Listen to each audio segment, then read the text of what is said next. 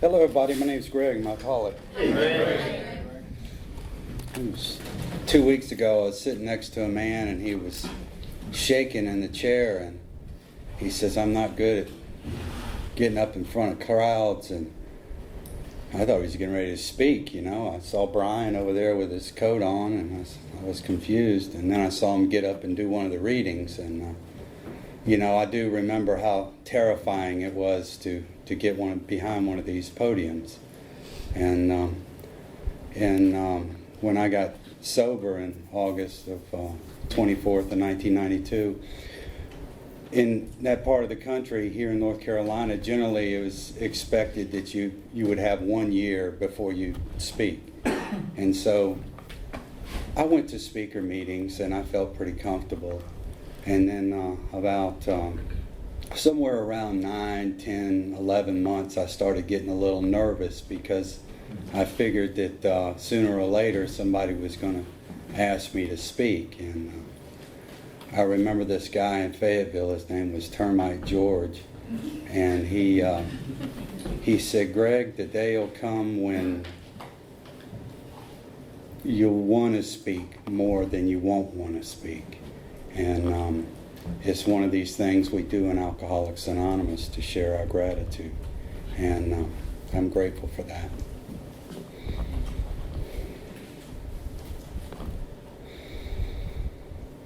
Okay, in the book Alcoholics Anonymous, it does tell us that we tell our stories in a general way, what we used to be like and what happened and what we're like now. And I was born in Alabama in 1965. I was the youngest of 3 children. My sister's the oldest, my brother's the middle, and I'm the youngest. And my dad was stationed there in Alabama and went over to overseas for a little while. And I don't know if I can remember being in Okinawa or if I just remember people telling me about it. I don't really have a lot of memories very early in my childhood. And somewhere around 1972, we moved back here to Fayetteville, and my dad did his second tour in Vietnam. And then he came back, and we were stationed there at Fort Bragg, and we lived there for about 8 years. And then my folks bought a house in Fayetteville, North Carolina. So I pretty much lived in North Carolina and Fayetteville all my life. And one of the things I liked to do when I was a child was the house that we had, the duplex on Fort Bragg, was right next to the woods. And I used to just love to go out and play and be in the woods, and mostly by myself. And I've always been kind of a solitary person. And I guess the first grade was rather unpleasant for me because that put an end to my solitary, self-indulgent playing in the woods, and I had to go to school. And I actually enjoy school and I enjoy listening and learning, but when it comes to actually producing tangible written work, I don't do that well. And so my folks, my dad has always been very responsible financially and everything, and so they bought a house in 1980, and I moved with them. My sister was already off in college. My brother was an extraordinary super achiever, and he had already taken all the college preparatory classes when he was in the 11th grade, and he didn't even graduate high school. He just left and went to the University of Georgia. And so I had my first year in high school. And over the summers, I used to go down and visit my aunt and uncle in Lancaster, South Carolina. And I had a cousin that was my age, and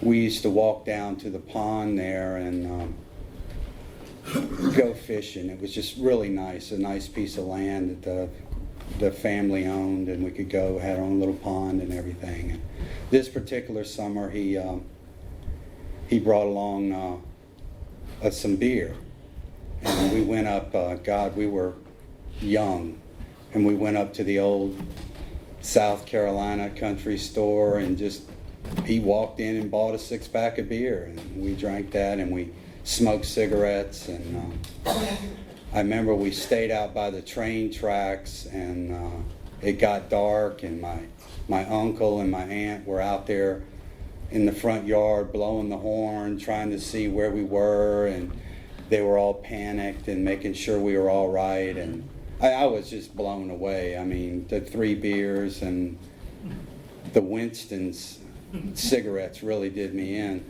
And so I just went back in, and I just remember that feeling of, I felt good, but yet I felt guilty because I had let down my favorite uncle. You know, these were really good people. They didn't drink or do any of that kind of stuff. And so that began a cycle of my drinking, which was really good feeling, intoxication, coupled with guilt and shame. And the other feeling that I always had before I took the first drink was that I always had this feeling of tenseness and anxiety. I didn't know those sophisticated words then. I wouldn't have said I was afraid, but that's what I was, is I was afraid. And when I took that first drink of alcohol, it seemed to take that away. And then when I went home, the first time I really drank any alcohol, my dad would keep his liquor behind the washing machine. He wasn't hiding it. That's where he kept it. And I remember I filled up an iced tea glass full of gin and went back in my room and took a big swallow of it, and it was real strong. So I went and fixed an iced tea glass and brought that back, and I drank the whole thing, and I blacked out, and I passed out. And that's the way my drinking was from age 13 when I started drinking till age 26 when I came into Alcoholics Anonymous. And as I was going through high school, there again, I was going to school, but my mind was elsewhere. I didn't know it then, but I had that obsession to drink. I wasn't drinking all the time, but I was thinking about drinking. And I remember there were a couple of times in high school where I'd somehow got some important thing I was supposed to do, and once I took that first drink, I had to keep drinking, and those commitments were broken. And in between the junior and senior year, I was with a good friend of mine. I had my driver's license, and we went out and got an older friend to get us a couple of 6-packs, and I drank my 6-pack, and he hadn't finished him, so I was helping him with his 6-pack, and I got pulled over on Rayford Road going into downtown, coincidentally about 1 block away from where there's an AA meeting now. And as I got called out of the car, and the policeman asked me, "You've been drinking?" I said, "No, I hadn't been drinking," and put me up against the car, and he searched me, and he found this funny looking pipe, and he said, "Well, maybe you haven't been lying to me, maybe you weren't drinking," and he confiscated that, and that we both had to go downtown, me and Jeff, and my parents were called, and it was the beginning of a long series of problems that my parents had to endure. And I see there's a lot of people in here, and I know that everybody in this room isn't an alcoholic. I know there are some friends of alcoholics, and we caused those people problems too. And I remember my folks came and got me, and I remember when I got home that night, the feeling that I most felt was anger. I felt like I had been, what I wanted to do had been interfered with. And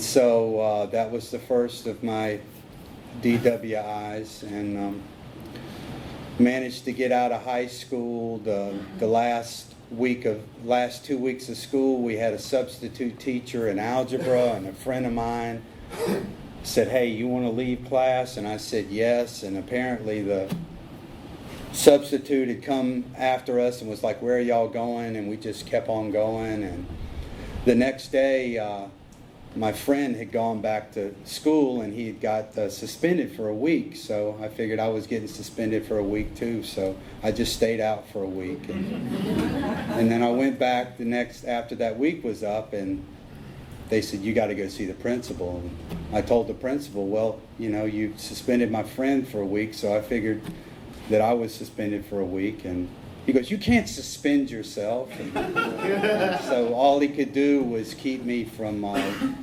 doing the walk on graduation. He said, "Come back in May and get your diploma," which really was not a big deal because my academic standing was not one that I was calling everybody in to go to my graduation. And so over the summer, looking at things to do, 4-year college was out of the question, but somehow I found out about this hotel that's right up the street, the Pinehurst Hotel, and at the time they had in the little basement there, they had a little apprenticeship program. And so I came in, and I was commuting back and forth from Fayetteville here, and I met a friend from Pennsylvania, Altoona, Pennsylvania, Tim King, and we became roommates. We eventually stayed at one of these old southern mansions right over here in Aberdeen. We had the whole top floor to ourselves. The hallway was big enough to throw the frisbee in. It was on the corner of Blue and High, but somebody had bent one of the street signs, and so we stayed on the corner of High and High, and we stayed that way. And I remember being so proud, having my own place, being able to make the pyramids out of the empty beer cans all along the walls and the doors and everything. And about the time, I guess I've had an ill omen when it comes to drinking, because when I turned 18, they raised the drinking age to 19, and when I turned 19, they raised it to 21.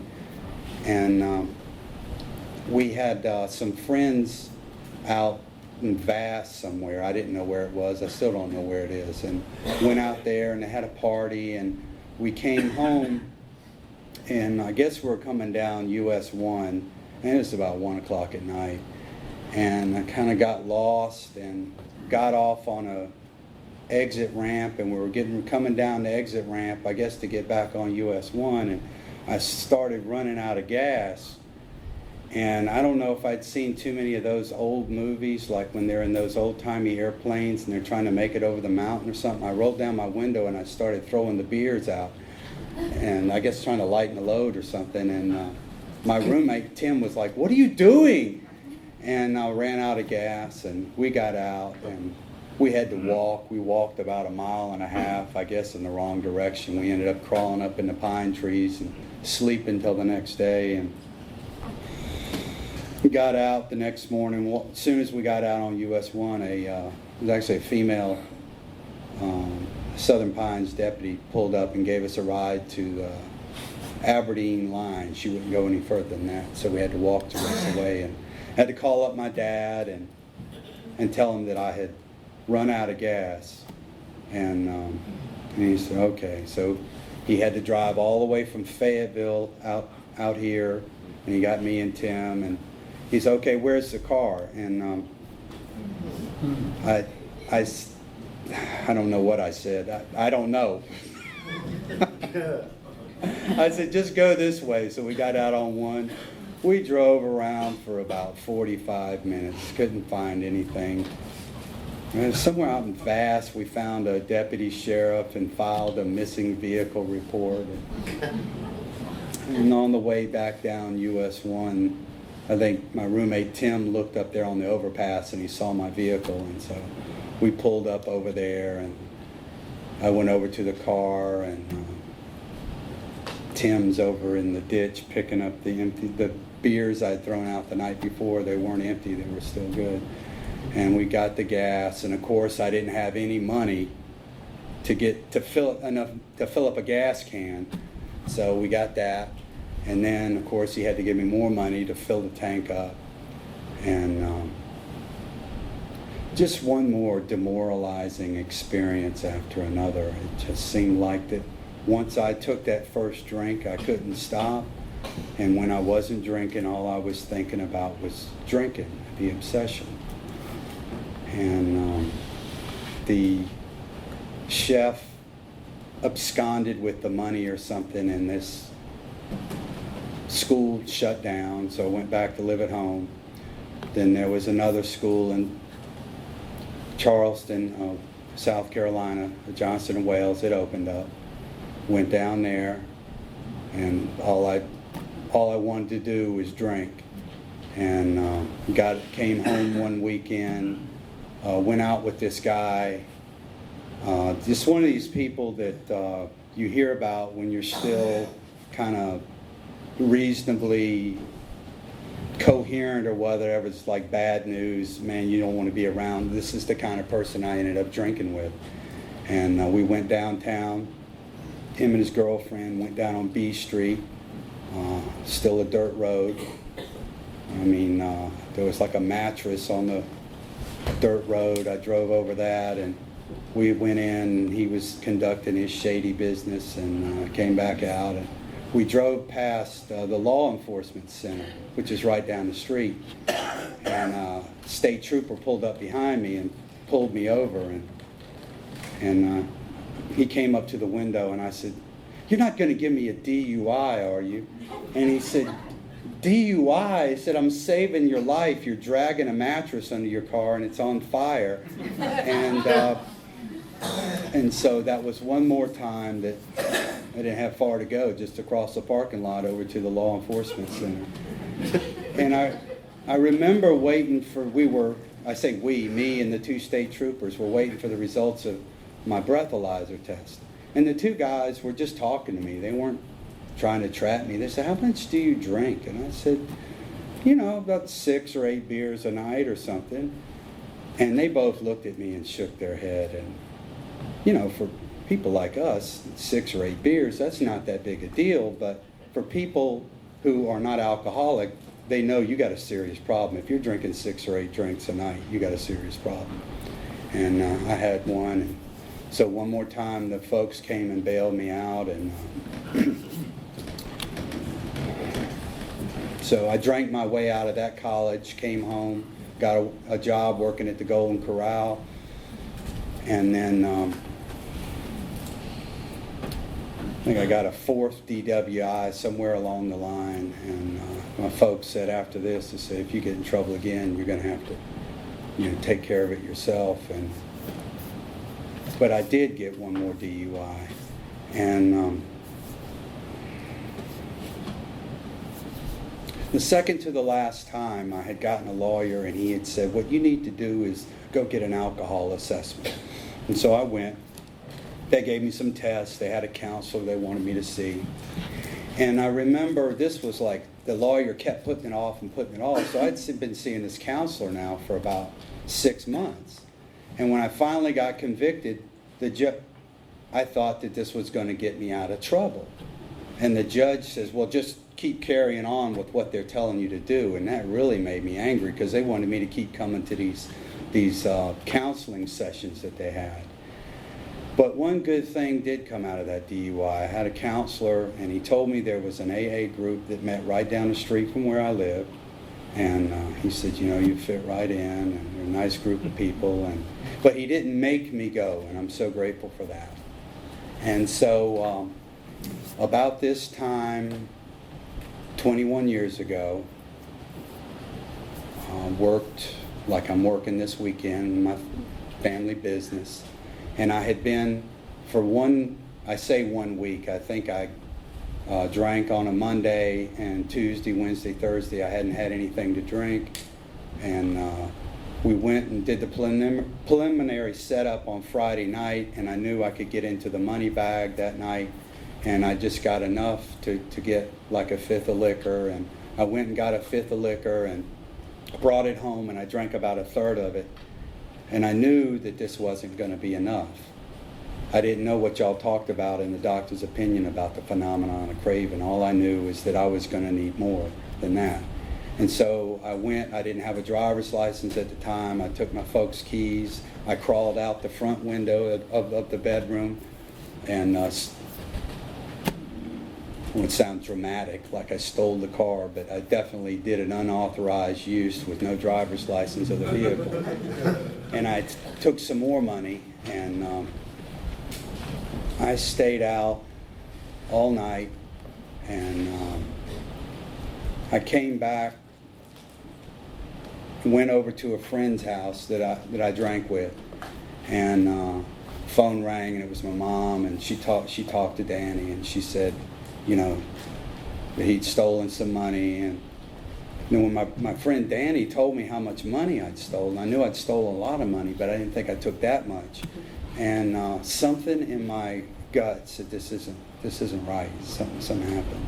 My mom came over and picked me up, and she had been to a few Al-Anon meetings, and she had, mentioned AA. And this time on the way home, with no anger or sarcasm in her voice, she said, are you ready to give AA a try? And for once in my life, I didn't have any smart aleck answers, because up to then it was always no big deal, don't worry about it, I can handle it. But it was a big deal, and I was worried about it, and I couldn't handle it. So I said yes, and I told her to drive by this place this counselor told me. It's called the McPherson Square Group. The General Service Office recommends that when you name a group, you don't name it after a physical location in case you have to move it. Well, this particular group that I fit right into did it 3 times, and they named their group after a location each time, so they had to change the name each time. But I went by, found out where it was, and I went home on Sunday and basically just slept off my drunk. And then Monday I walked up to my first meeting, and I remember walking up those stairs thinking, I almost thought about changing my mind and turning around. I remember thinking, what are those people going to say to me? Are they going to yell at me? And the way I felt with the things I've been doing, I probably deserved to be yelled at. But I walked through the door, and nobody yelled at me. They just said, welcome, there's a coffee pot, have a seat. And I remember there was a discussion meeting. They just went around the room, and people just shared their experiences. And afterwards, they passed a meeting schedule, and some of the guys put their phone numbers on it. And I remember after the meetings, a couple guys came up and, it just made me feel welcome and said, keep coming back. And this particular group was really insistent on sponsorship. And the third day I came back at noon, they cornered me up against the wall and were like, you've got to get a sponsor. I guess they could tell by looking at me that I needed to be there. And so this guy, John, came up, big, heavy-set guy, older guy, about like I am now.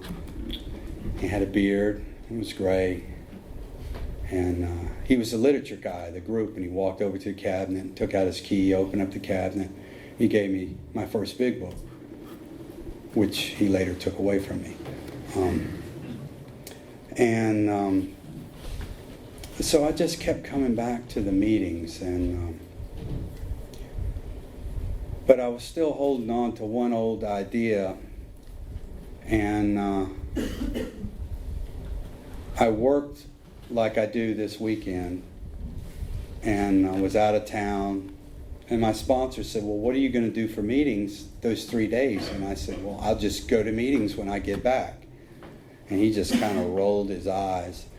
And so when I went away, I didn't get drunk over the weekend, but I started getting kind of goofy. And I came back on Monday. I went to a noon meeting on Monday, but I still had that sort of this kind of, I didn't know what it was. It was obsession had not been removed. And I went up to the ABC store that afternoon, bought a pint, and I remember I remember taking the second shot. I used to keep a regular shot glass. I took the second shot and I blacked out after that. And stayed drunk a couple of days. And this guy called me up. Just tremendous guy. He was the most active person I'd seen in AA at the time. And he said, you know, you done yet? You can come back in? I said, sure. And he came by and picked me up, and we went to his trailer, and we sat there, and he put on some coffee, and we talked. And he said, well, what do you think you ought to do? And I thought, I said, well, I guess I ought to go to treatment. That sounded like the right answer. And he said, really? Why? And I thought about it for a minute, and I said, no, I guess I don't. Because in my particular case, what I was wanting to do was hand over the responsibility for my life to something else. And that's what I've been doing all my life. And so we went back. He took me back to AA. We went down to Gillespie Street, the little clubhouse they used to have down there, and picked up my last white chip down there. And I remember my first sponsor at the time saying, you're going to have to work twice as hard now. And so we were coming, and I guess I had 30 days sober, and this guy, Jim, gave me a key to the building. And I still can't believe it today. I mean, there's nothing to steal in there but a coffee pot and a vacuum cleaner. But I used to go in there and make the coffee and make it ready for them. They had one of those big, one of those things, 100 cup coffee things. We'd make that up. And I remember they had a vacuum cleaner. I'd go in there when nobody was there and vacuum up the place. And I remember thinking about my mom. She was always active in the church. And she would take the vacuum cleaner from home and take it over to the church. And I don't know what they call it in church, but in AA they call it service work. And I was thinking, Mom, you're going to wear out the vacuum cleaner doing that. And I was like, wow, here I am doing the same thing. And I guess about 50 days or so, my sponsor, he would pick me up every Monday night and take me to his home group, which is a step meeting. And we talk about the step on the way there, and we talk about the step on the way back. And he pulled me out of a noon meeting one day, and he gave me, he said, look, I want you to write an inventory. I want you to write an inventory of your resentments, your fears, and a sex inventory. And somewhere along the line, I started getting excited about the big book and reading the big book. And in fact, I went to my first assembly, and I sat in one of these workshops they had, and the guy spoke, and he said, yeah, I've been doing service work for 41 years now. So I took it he'd been sober 41 years. And I didn't know you could paraphrase something out of the big book, so he just kind of put it in his own words, but he didn't. He got a word wrong. I mean, when I got back and I told my sponsor, I said, yeah, there's a guy there with 41 years sobriety. He misquoted the big book. He said, Greg, have you got your big book with you? And I said, yeah. He said, let me see it. And he took it and threw it in the back seat of his car, and he confiscated my big book. I guess I was getting a little maniacal. But anyway, so I wrote this inventory. I say I wrote it. I had difficulty. I would write one line. That's all I could get was one line. I could never get past one line in the inventory. And I told him about it. He says, hey, look, maybe I'm rushing you a little bit. And he backed me up to the third step. And he came over to the house, and we opened up the big book and did the prayer like it says on page 63. And then the next weekend, I was with my dad, and we were going to Maryland to work that weekend. And it started getting into the fall. It was snow, and they called for 11 inches of snow in Maryland. And my dad was one of these people that would never miss work, never take a sick day, never miss work. We got to Richmond, Virginia on I-95, and it was already snowing, and it was a sure thing. He says, you want to turn around? I said, yeah. So as soon as we turned around, I started praying, and I started asking God. I said, look, here's a weekend that's opened up.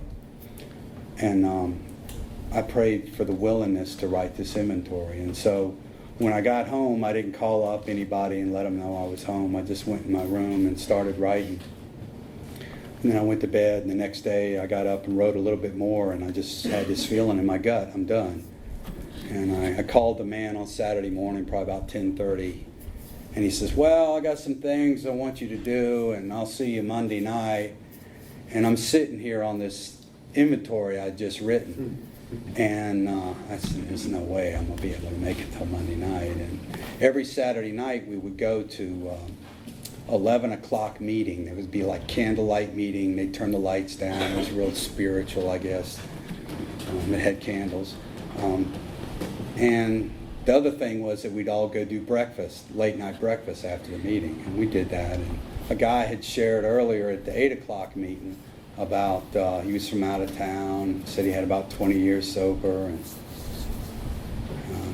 he gave me a ride home that night, and we started talking. I said, I got this inventory, and I said, would you like to, would you listen to it? Maybe I'll give you a call. Or, he said, yeah, whatever. And, we got to my house, and I said, look, I really want you to listen to this inventory. And he said, okay.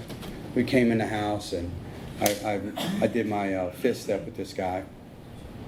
And after he left, I remember that immense feeling of relief. And I did like it says in the big book at the bottom, page 75, and flip over to 76. And did the prayer and everything. And then the next day, Sunday, I had the joy of calling up my sponsor and telling him I'd done my fifth step with somebody else, which most sponsors now I know would be happy to know that somebody they sponsored had done a fifth step. But this guy, he had 2 years sober, and when I had 30 days, 2 years was a long time, and 2 years is a long time. But I know what 2 years is like, and I know what it's like trying to sponsor people at 2 years. And anyways, we had kind of a disagreement or whatever, but I ended up patching it up with him. But nevertheless, that approval-seeking characteristic I mentioned, I felt that I needed to do another fourth and fifth step and do it with him, and I did that. And not too long after that, he said, Greg, I'm getting overloaded with new guys. I see you hanging out with this guy that's got a little bit more time. Why don't you ask him to be your sponsor?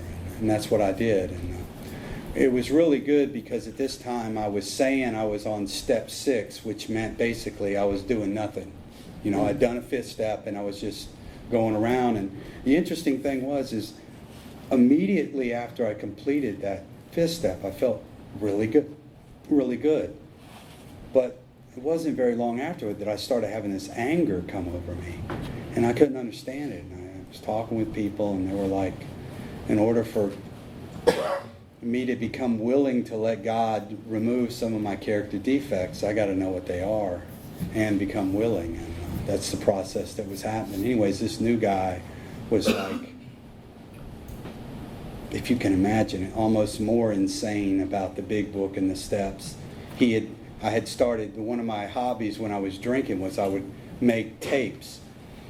And then when I got sober, people would go to these conventions, and they'd bring back these tapes, and I'd take them and copy them, and I'd give them away and listen to them. And then somewhere along the line, somebody brought these Joe and Charlie tapes, and I listened to them. And anyways, this guy that had gone through the whole book, and it was like 28 tapes or whatever. But to keep it simple, what he wanted me to do with step 7 was in the 12 and 12, I believe it's on page 48, it lists the 7 character defects. He said, just write those down, do a little dictionary definition of those, and see how they impact your life. And that's what I did. And I prayed for some willingness, and then we moved on to the 8th step. And I still had my 4th step, which, being kind of a big book purist, I remember hearing people that they said that they went and burned their 5th step or 4th step, and I said, it doesn't say that in the big book. And anyways, I know the women all want to hear about the relationship stuff, so somewhere about 7-8 months I got in my first relationship and moved in with this woman, and I had already done my inventory, and she had let me use this one drawer in the bureau, and for some reason I just like set my 4th step up there, and I didn't tell her not to read it. I didn't even think of it. I just did it. And she was like, she read it. She's like, I thought you laid it up there like you want me to read it. So she read it, and that caused problems. And just kind of the way I'd been representing myself was not the same thing as what I wrote in that inventory. So you can tell it was a good inventory. So anyways, from now on, whenever someone says they feel the need to burn their 4-step, I say more power to you. So I took that 4-step and started to work on another 8-step and started praying about willingness. And I know now today that the willingness really is important, that the steps are not about me forcing myself to do anything. It's about becoming willing and praying for that opportunity. And I remember I have one amends, a family business in Fayetteville. One of the hobbies I had was going into these gaming stores, and I would buy some things. And I had shoplifted, I think only like one time, but I had shoplifted some stuff. And I went in there, and he said, my sponsor said, look, I'll even ride with you. I said, okay. So he sat in the car, and we pulled up in the driveway and said a little prayer, and I went in, and I had calculated how much money I thought I owed him. And I went in, and I expected to see the owner, and it wasn't the owner, it was the owner's wife. And for an instant there, I thought, well, this isn't who I'm supposed to make the amends. And then I just said, no, I'm just going to go head on through with it. And I talked to the lady, and she said, well, I'll give this envelope to Al. I'm not going to say I'm happy that you stole from us, but she says, you know, I got a daughter that's about your age. And when she was 17, she ran away. And she hasn't bothered to call us up and let us know whether she's dead or alive or nothing. And she just said, you know, I'm really glad that you're on this new way of life. And it's been an example in my life of a repaired relationship, because now I can go into that store and I can interact with those people, and I don't have any fear or any shame or any guilt. And I'm grateful for that. And one of the other things that happened was that I'm really grateful that my first sponsor was a member of a really solid group. The group that I went into now has changed locations. It's a different name, and it's one of these places that when you're brand new, it's exciting. You know, you go in there and stuff's happening, and every once in a while the police are called, and you know, that kind of stuff. But I'm so grateful that the man that was my first sponsor, John, his sponsor, Keith Lewis, had helped start this group called the New Group. I don't know if they consulted a marketing group to come up with that name or not, but it was a good group where they came together. They had service commitments. Once a month they'd talk about one of the traditions. Really, it wasn't like super gung-ho crazy or anything, but they made an attempt to adhere to the traditions. And I always remember my first sponsor, you know, this chip here has the triangle on it. He was an engineer, and he says, you know, the base of the triangle is a very strong geometric figure, and the base of it is recovery, and that's very important. And that second leg is unity in the traditions. But the third tradition, the third legacy is service, where a group actually comes together and carries the message of Alcoholics Anonymous outside the group. That's what really makes Alcoholics Anonymous stay alive. And I tried to get involved in the various, the service structure. It was kind of a challenge because the job I have, I always work on the weekends, and the service functions are always on the weekends. And being a guilt-ridden person that I've always been, at some point I came to the decision that I need to work. And that I'm going to have to find my way to contribute to Alcoholics Anonymous in a different way. And the way I did that was by studying the literature and trying to make it so that when I'm in a group of Alcoholics Anonymous and somebody new comes in, that they have the opportunity to be exposed to what the recovery program is. And I'm grateful for that. And one of the neat experiences I had was there's a intergroup office here in the Sandhills. There's one in Fayetteville, and they open a couple times a week, and they used to have the hotline and everything. And I took a job, this is outside of AA, but I took a job there and kept the office up. It was like the funnest job I ever had. And I remember my sponsor would come by, the new one, Pat at the time, and we got a phone call one time by these two guys that had just got out of detox.